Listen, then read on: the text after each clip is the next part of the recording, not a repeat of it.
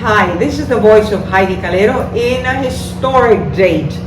Today there's been a blackout in almost most of the island of Puerto Rico, and we hear in the background all these noises for all these generators and plants and condominiums surrounding us, since I don't have electricity in my office building and certainly not at home. But anyway, we wanted to record our economic capsule, which is entitled today Recovery Tracker. We're going to cover for you 6 economic indices which tell you whether Puerto Rico is in that road to prosperity that the governor announced in the State of the Union, the message, the State of the Union last week. Well, the first graph that I'm depicting for you is the Index of Economic Activity published by the Puerto Rico Economic Development Bank, and it says that there is some recovery. Notice that the dotted line, the horizontal dotted line, will compare what was the baseline of January 2019, a year before COVID-19 started. And as you see there's slight recovery. If we compare the index with January of 2019, it's a 2.1% growth. If we compare it with 2021, February again, it's 3.5%. So nothing to, I don't neglect that there is an important positive indicator, but it's not the indicators that I want to see. I want to see somewhere in the region of 4 to 5% economic activity index growth, so that we can really detect whether Puerto Rico is really recovering. The second graph, and remember, this index covers 4 major indices, 4 components, which is gasoline in gallons, and again, it's going to decline because the price of gasoline, because of this Ukraine and Russia war, all the price of oil and of course gasoline has just skyrocketed. The second component is the sale of cements in bags, and again, all this has increased in price.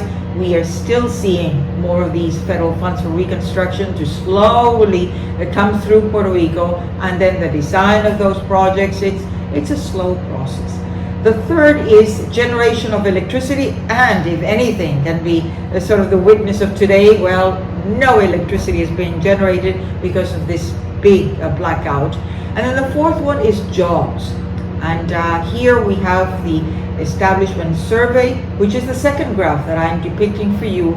Compare the establishment survey published by the Department of Labor, which is the red line, compared with the household survey, which is the blue line. Again, the dotted lines will depict what is the baseline for January 2019 to compare with January of 2022, so that we can know whether there is increase or we are stagnant or we are declining. And as you can see there with the establishment survey, there is some slight increase. Most of the increase in jobs, especially the household survey, as you can see in the blue line compared with 2019, most of those jobs were in the service sector. So there you have hotels, you have restaurants, you have healthcare services, you have other professional services that are rising in terms of jobs. Still not enough to pull us out of the deep recession we are in, and all the reconstruction efforts that are going on right now as we speak.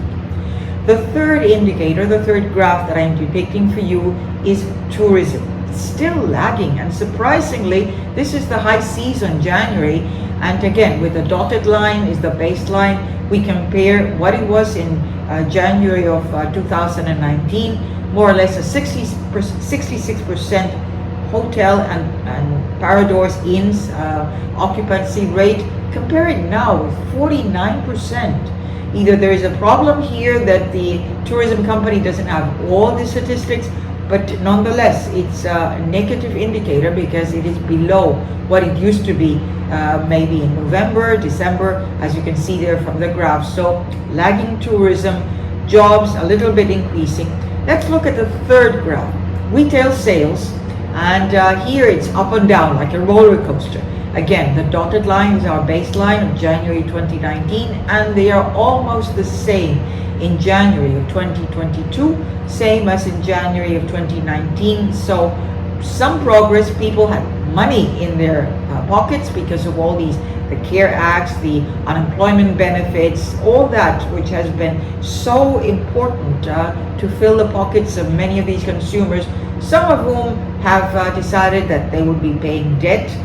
So banks are full of deposits, but they're not generating that many loans on economic activity for business or for industrial loans. Most of them have been going to consumer loans. But nonetheless, it's January of 2019, and we are about the same as in 2022 as in 2019.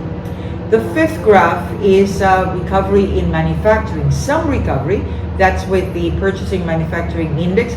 Baseline is the dotted line, and anything above 50% is really good.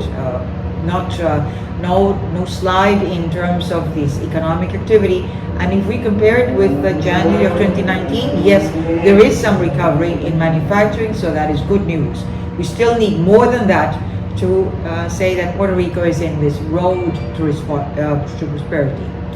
Then the final graph is sort of the cold bucket of water that I am depicting for you, and that is rising inflation as the Department of Labor publishes the Consumer Price Index. And as you can see there, it is a steep uphill climb from what it used to be negative inflation, prices going down. Here they are going up. As of January 2022, it's 4.7%, and it's no small feat because of Ukraine, Russia. The price of oil has been just skyrocketing, commodities, and certainly food prices are an important component of this CPI index. So compared with 2019, we are in deep trouble with all this rising inflation, which takes away purchasing power of consumers. And certainly the good news is that interest rates are going up because of the Federal Reserve. They're concerned about inflation, which in the States it's really higher than the 4.7% here in Puerto Rico, but we know that it's going to go straight up in the coming months. So those of you who have maybe 401ks or have investments, it's good news for you. Those of you who are going in for mortgage rates, they are going up. Construction loans going up. So overall, it's a very unbalanced recovery tracker, what I have depicted for you. Don't forget, if you like our capsules, to subscribe to the Voice of Heidie Calero. We record every Thursday for you to know about the economy of Puerto Rico. And remember, the economy is all of us.